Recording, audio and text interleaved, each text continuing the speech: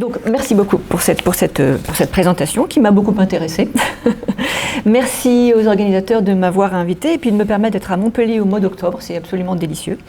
Et puis, je suis très contente aussi de rencontrer les différents intervenants dans l'ouverture de la science, puisque, comme on l'a déjà vu hier, comme on continuera à le voir, il y a différents acteurs qui sont impliqués dans ce processus d'ouverture, que chacun a un point de vue qui est situé nécessairement, et il est intéressant de rencontrer les autres points de vue, les autres acteurs, et de voir comment tous ensemble on peut s'inscrire dans la chaîne éditoriale au profit d'une ouverture de la science dans de bonnes conditions. Et donc ma position institutionnelle, à la fois chercheur et directeur de presse, est intéressante en ce qu'elle me permet de connaître les problèmes des chercheurs d'un côté, qui sont surchargés, il faut bien dire, et les exigences des presses de l'autre côté. Et donc moi-même, je change de casquette pour dire aux chercheurs calme-toi, et pour dire à l'éditeur on ne peut pas tout faire quand même. Voilà, donc cette conciliation des différents acteurs, j'en ai vraiment une conscience aiguë, et je voudrais essayer de montrer en quoi les presses universitaires, les éditeurs, dont ce mot n'a pas été beaucoup prononcé pour l'instant, je trouve, dans la première journée, donc en quoi les éditeurs peuvent intervenir efficacement pour être force de frappe, on va dire, parce qu'il faut être, on ne va pas dire agressif, mais enfin, il faut être dynamique en tout cas, pour l'ouverture de la science. Voilà. Alors, peut-être qu'il faudrait que j'ouvre mon diaporama. Voilà, et que je me mette.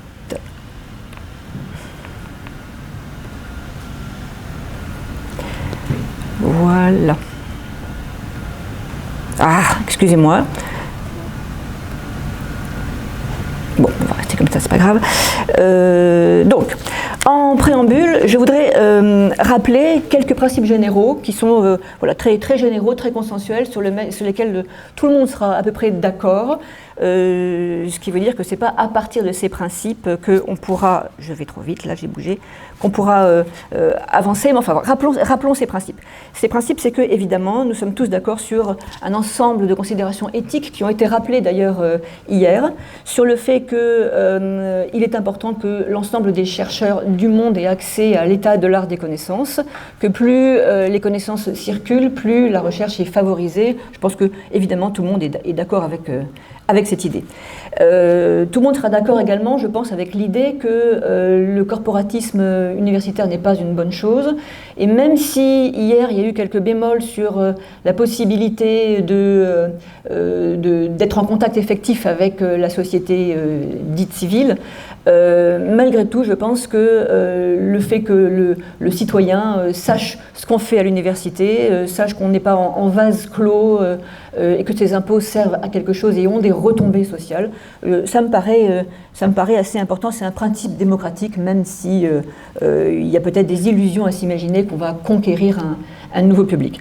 Donc voilà, des considérations éthiques, je pense que tout le monde est à peu près d'accord là-dessus, des considérations politiques, puisque évidemment il est intéressant et important pour la puissance publique qui finance que la recherche financée soit visible nationalement, internationalement, des considérations économiques évidemment. On sait que l'ouverture de la science a un coût qui est très important. On parle beaucoup de gratuité, mais la gratuité est très chère, bien sûr.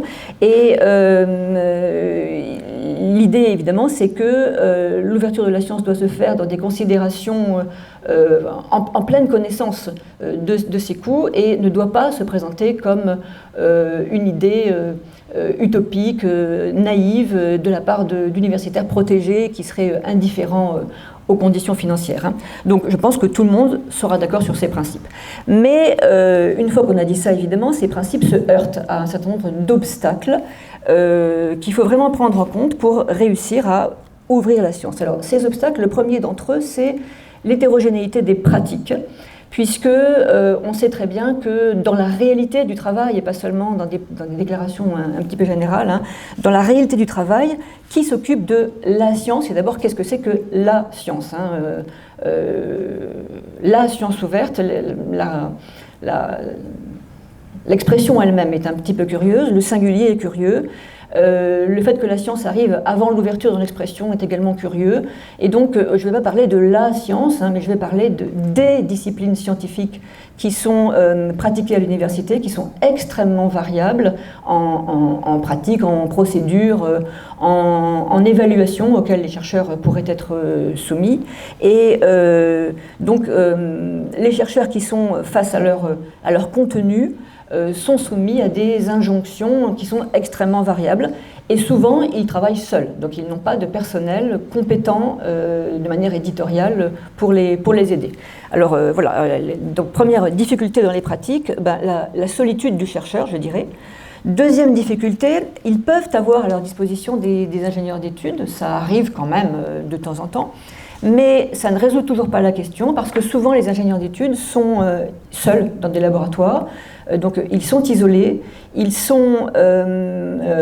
travaillent pas dans un environnement professionnel où ils auraient des collègues avec qui discuter. Et dans ces conditions, bien sûr, ils n'ont pas le temps de faire une veille technologique, ils n'ont pas le temps de s'astreindre à une formation continue, et ils ont des pratiques nécessairement très hétérogènes qui ne suivent pas la pointe du progrès technologique pour permettre l'ouverture de la science. Et enfin, il y a des services, donc des presses universitaires, sur lesquels, bien sûr, je m'attarderai, qui peuvent répondre aux difficultés que je viens d'évoquer. J'y viendrai. Deuxième difficulté, dans l'hétérogénéité des métadonnées. C'est-à-dire que quand on est dans des colloques, dans des présentations, souvent on a l'occasion d'entendre les personnes qui s'occupent du baromètre de l'édition scientifique, qui toutes disent que le baromètre est faussé parce que les données d'affiliation sont très insuffisantes et qu'au moins 25% des articles passeraient entre les mailles du filet parce que les métadonnées ne sont pas, les données d'affiliation ne sont pas correctement renseignées. Donc il y a une perte considérable qui évidemment nuit à l'ouverture de la science.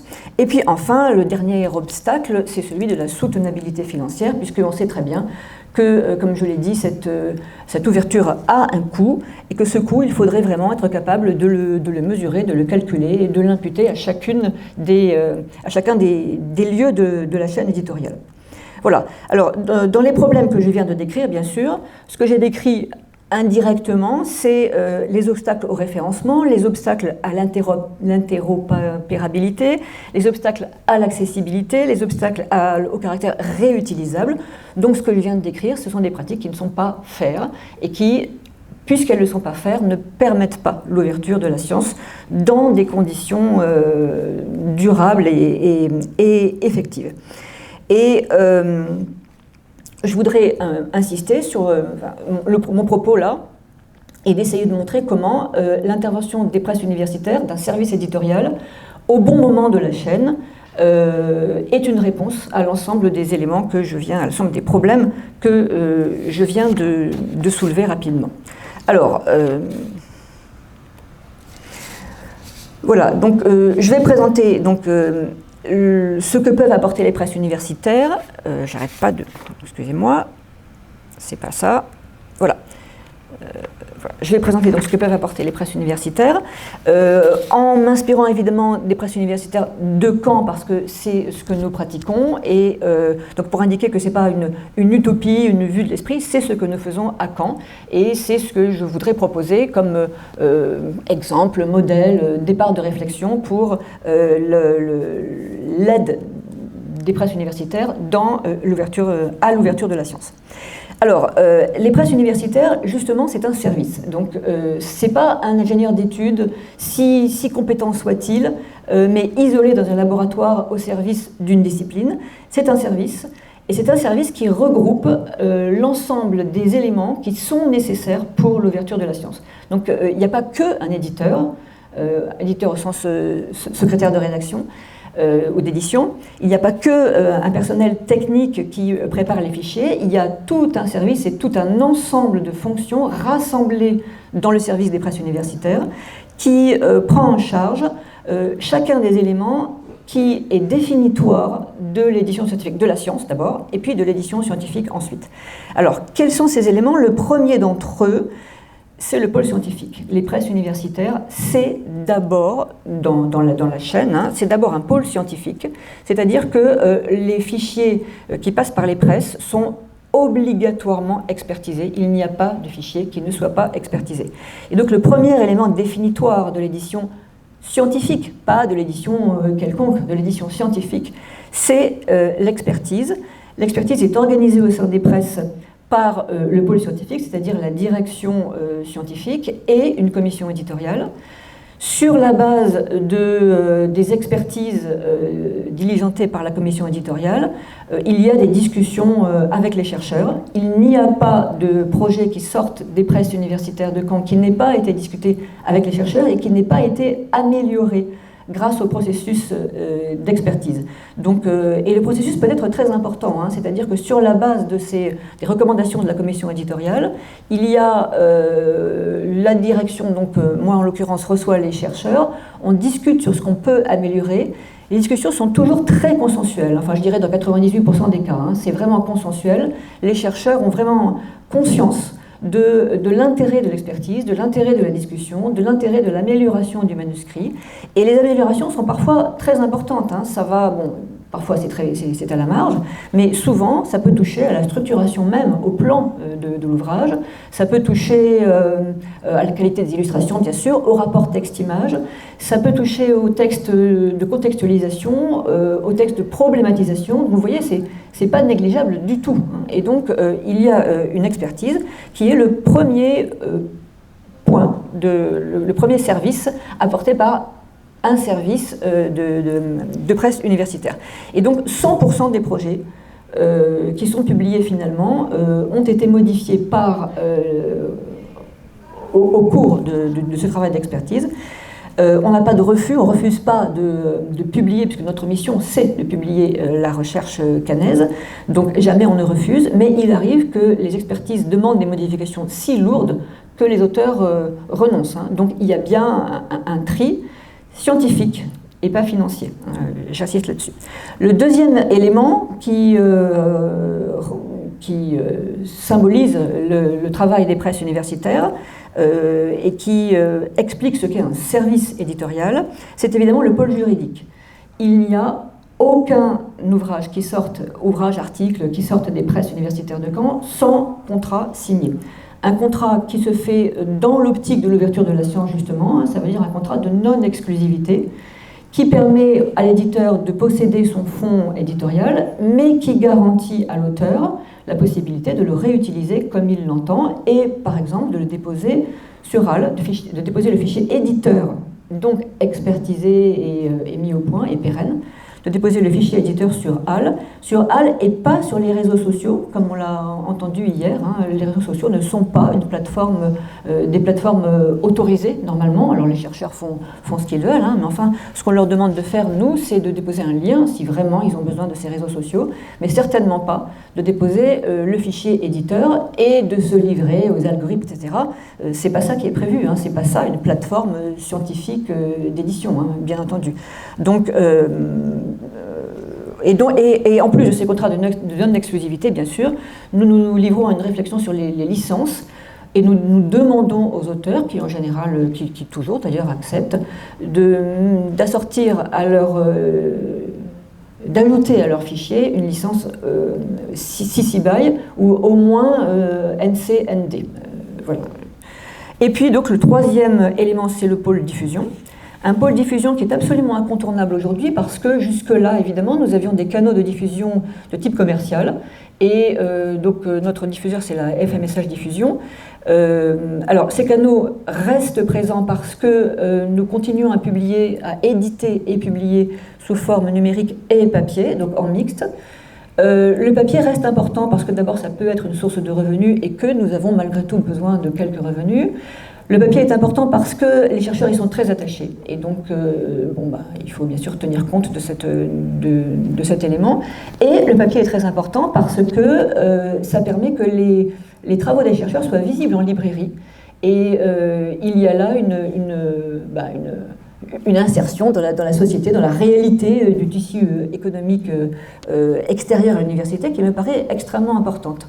Donc le papier, bien sûr, se maintient, mais il se maintient en même temps qu'une diffusion sur des plateformes en accès libre, immédiat et gratuit. Donc il y a une espèce de difficulté évidemment à résoudre entre cette cohabitation entre au même moment la délivrance du produit édité et diffusé de manière libre, immédiate et gratuite et sous forme numérique et sa présence en librairie sous forme payante. Donc évidemment il faut penser cette cohabitation et pour l'instant je pense qu'on est trop dans un système qui reste inféodé de réflexion liée au papier, c'est-à-dire qu'on se contente de déposer, de charger nos fichiers sur des plateformes sans véritablement penser une politique de diffusion numérique. Donc ça, c'est à faire, et on a dans les presses universitaires de Caen un service, enfin un pôle.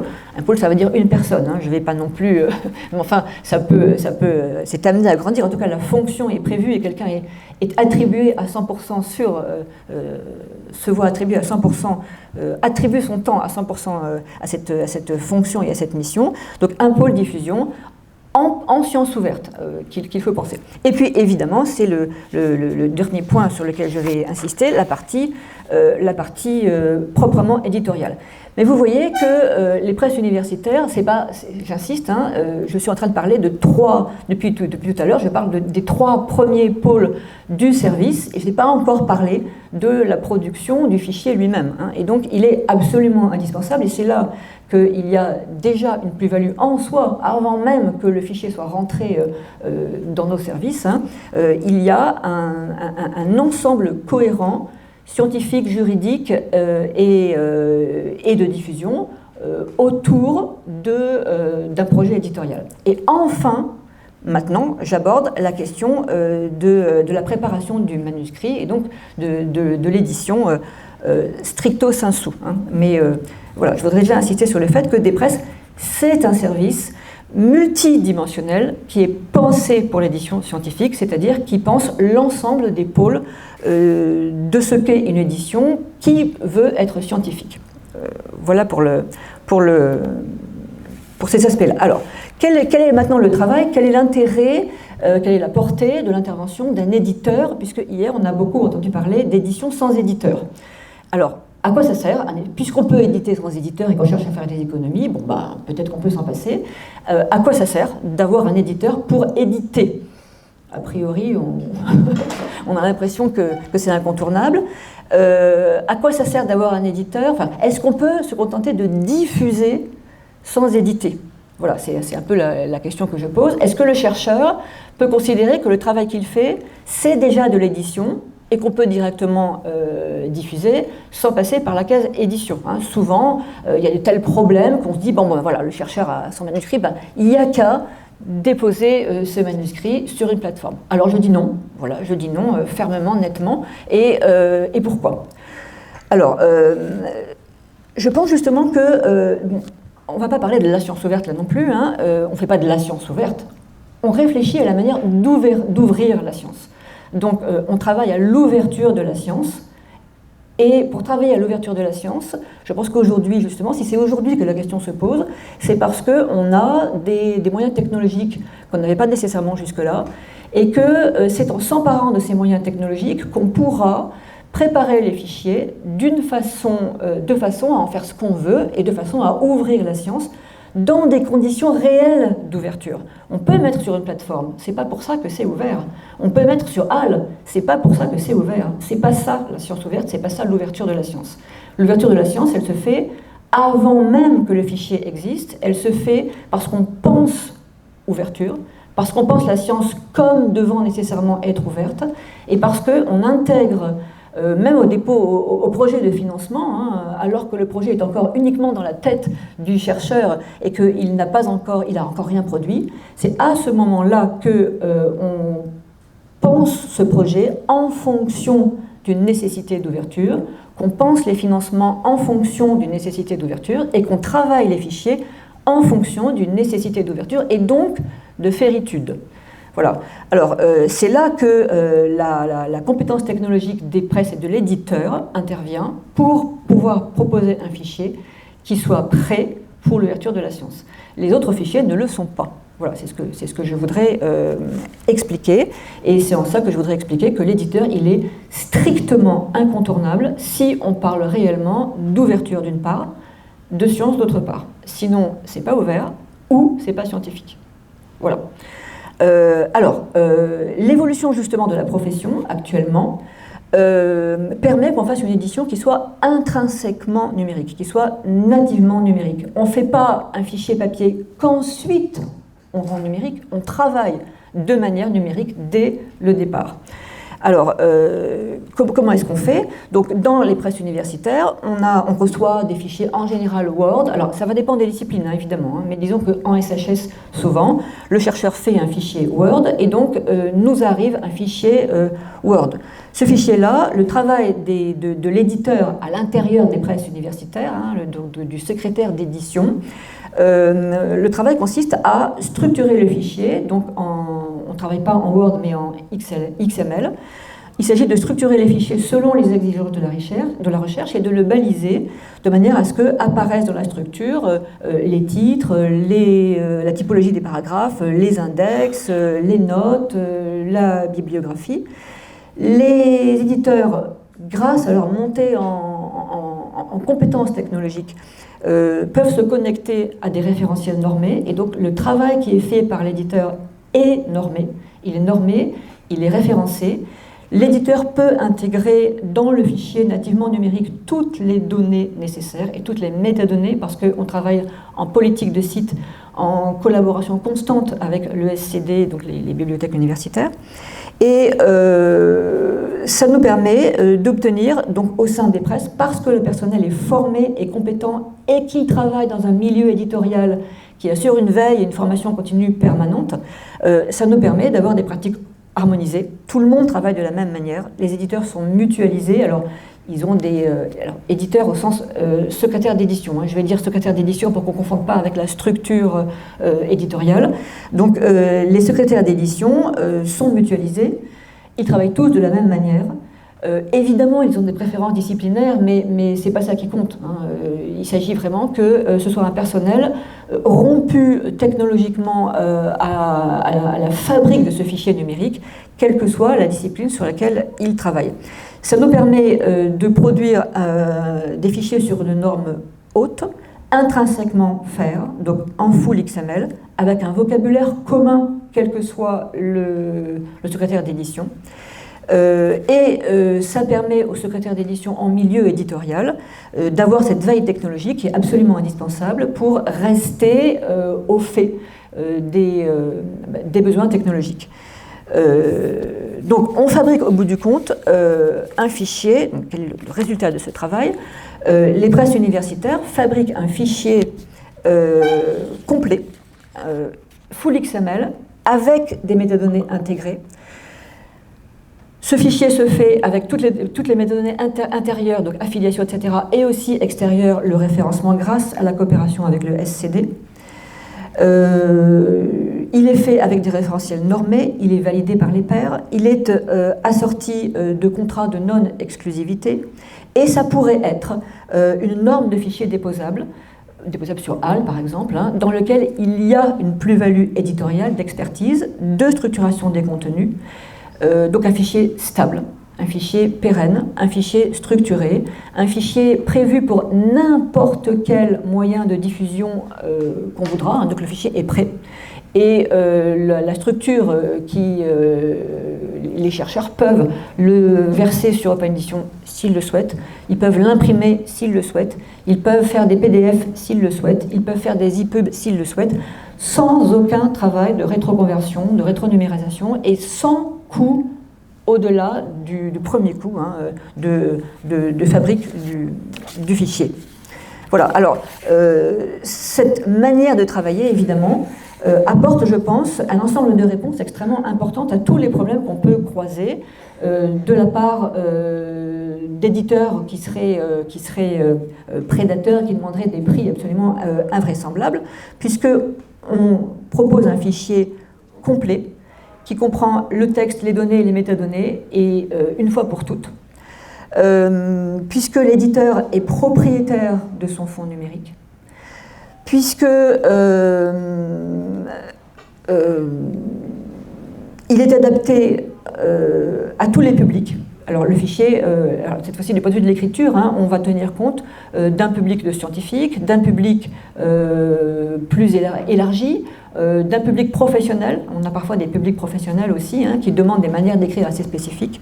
Et donc voilà, on a un fichier qui est totalement, qui est complet, qui autorise tout débouché, qui est totalement indépendant des moyens de diffusion sur lesquels ensuite qu'ensuite il va parcourir.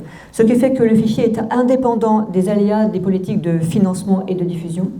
Il est indépendant des failles techniques des plateformes. Si une plateforme était hackée aujourd'hui et qu'on perdait les fichiers, on ne les perd pas. La plateforme les perd, mais pas nous, l'éditeur les a. Donc on peut toujours ensuite les reproduire. C'est un fichier également qui est fait dans la pleine maîtrise des coûts. C'est l'éditeur qui organise l'ensemble. C'est l'éditeur qui sait ce que coûte chaque poste. C'est un fichier qui évalue exactement qui travaille à quel moment de la chaîne. C'est-à-dire que du chercheur, en passant par l'expertise, en passant par le secrétaire d'édition, en passant par les éléments de diffusion, les métadonnées, tout est pris en compte. On sait exactement qui intervient à quel niveau de la chaîne et on peut savoir exactement combien coûte l'intervention de chacun. Ce qui fait que si jamais un éditeur demandait des sommes absolument exorbitantes, on a une base de discussion très solide, on sait combien ça coûte, on n'a pas besoin des métadonnées ajoutées par les éditeurs au nom desquels ils réclament des APC absolument insoutenables, puisque le fichier est complet. Alors, pour prendre l'exemple des presses universitaires de Caen, la publication de ce type-là est totalement gratuite pour les équipes. C'est-à-dire que les presses universitaires de Caen ont un budget de fonctionnement, elles ont un personnel qui est formé et qui est titulaire, et donc elles prennent en charge l'intégralité des frais. Alors il n'y a pas de frais d'expertise puisque les chercheurs qui nous font des expertises ne sont pas rémunérés, mais enfin les frais d'impression, les frais de fabrication, les frais des prestations, si par exemple on n'est pas assez nombreux à l'intérieur, on recourt à des prestataires extérieurs, mais c'est nous qui prenons en charge le financement. Donc voilà, un financement intégralement pris en charge par les presses, coût zéro pour le chercheur, coût zéro pour l'équipe, ce qui permet d'être totalement indépendant financièrement. Si on publie un projet, c'est parce qu'il est scientifiquement valide, ce n'est pas parce qu'on nous paye pour le publier. Donc il y a indépendance totale entre les critères économiques et financiers et les critères scientifiques, ce qui évidemment est important. On écarte toute idée d'auto-évaluation également. Donc le chercheur qui viendrait dire « il n'y a pas d'évaluation, mais moi j'ai mon financement », c'est pas possible. De toute façon, c'est pas comme ça qu'on fonctionne. C'est donc un fichier qui, à mes yeux, peut présenter un label de qualité. Un label de qualité technologique, un label de qualité juridique, un label de qualité scientifique. Et c'est donc ce que nous proposons. De la même manière, label de qualité pour les dépôts sur HAL. Ça permettrait que sur HAL soient déposés des fichiers toujours expertisés, toujours validés, toujours définitivement mis au point, citables, parce qu'ils ne bougent pas une fois qu'ils sont publiés. Et ça permet de faire une part définitive entre ce qui est work in progress, auto-évaluation, simple idée qui après tout est toujours intéressant d'avoir une plateforme où toutes les idées sont diffusées, parce que ça aussi ça participe à la circulation des idées et à une meilleure scientificité. Mais enfin il faut distinguer ce qui relève juste d'une idée déposée de quelque chose qui est validé par les pairs et qui est édité. Donc c'est le modèle actuel des presses universitaires de Caen. Puisque nous publions donc sur le modèle diamant, hein, j'ai décrit sans le dire le modèle diamant sur lequel nous sommes alignés depuis une dizaine d'années maintenant. Nous publions 14 numéros de revues par an, donc c'est 12 revues, il y en a 2 qui sont semestrielles. 2 revues sont intégralement numériques et directement versées sur Open Edition Journals, en accès ouvert, immédiat et gratuit. On a 2 revues numériques et papier qui sont sur Cairn, avec un embargo d'1 an. On réfléchit à l'abolition de l'embargo. Là, évidemment, c'est des conditions de soutenabilité financière et il nous faut l'autorisation de notre université. Mais enfin, en même temps, on a injonction d'ouvrir la science, donc on devrait obtenir cette autorisation. Donc voilà, Cairn, on sait que ce n'est pas exactement le même système. Et toutes nos autres revues, donc 8 revues qui sont intrinsèquement numériques et qui sont versées sur Open Edition en même temps qu'elles sont publiées sous forme papier, accès ouvert, intégral, immédiat, avec dépôt possible du fichier éditeur sur HAL immédiatement. À la seconde où c'est fini, on peut envoyer ça où on veut.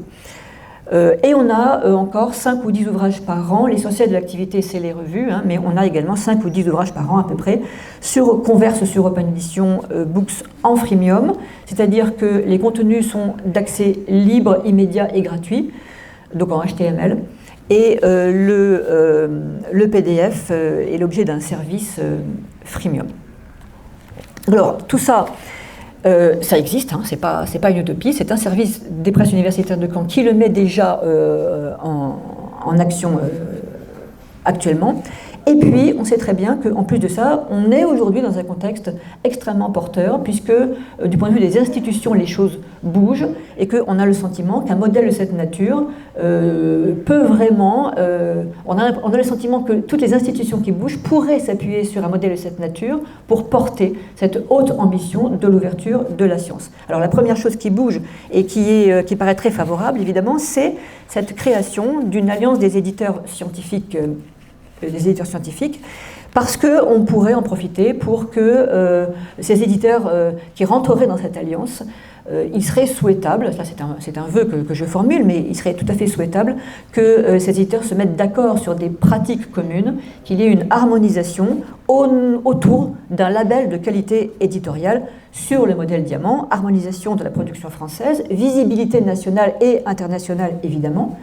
On pourrait penser que sur la base de cette harmonisation, on pourrait, au-delà des seuls services des presses universitaires, créer des effets de mutualisation, de pratiques, de bonnes pratiques, de mutualisation des diverses compétences. Voilà, il s'agirait que chacun des acteurs de la chaîne qui ici est repéré s'allie avec les autres acteurs de la chaîne au profit d'une édition scientifique nativement, intrinsèquement ouverte et fondamentalement faire. En même temps que cette alliance des éditeurs, fonctionne actuellement un observatoire de l'édition scientifique qui réunit les éditeurs scientifiques privés et publics et qui se livre à une enquête sur les coûts. Et donc, le résultat de cette enquête serait tout à fait passionnant parce qu'entre pleine connaissance des coûts et maîtrise des fonds, on voit très bien comment on peut payer l'édition scientifique et son ouverture au juste prix. Il ne s'agit pas que de ne pas payer les éditeurs. Hein. Nous avons un budget, évidemment, mais les éditeurs privés, c'est quand même un élément important du tissu économique. Il ne s'agit pas qu'ils ne fonctionnent pas, il s'agit simplement qu'ils fonctionnent à coût réel, à coût raisonnable. Et donc, je viens de le décrire, ce service qui fonctionne, il a évidemment un coût, donc bien sûr qu'il faut le payer, et il n'est pas choquant de payer les éditeurs. Ce qui est choquant, c'est de les payer au-delà du coût du service rendu, en fait. Hein. Et puis enfin, on a, donc, en distinguant nettement le travail d'édition du travail de diffusion, et en arrêtant de confondre les deux, je pense qu'il y a moyen de ramener les prix à des statuts raisonnables. Enfin, il y a évidemment la coalition Coara, grâce à laquelle il semble que l'évaluation des chercheurs, qui est évidemment un grand obstacle pour certaines disciplines dans l'ouverture de la science, l'évaluation de la science, semble-t-il, commence à connaître des inflexions. Et puis, puisque tout ça est en place, on peut peut-être terminer sur une note un petit peu utopique cette fois-ci. Tout ce que j'ai décrit existe, ce n'était pas de l'utopie, ce n'était pas du rêve.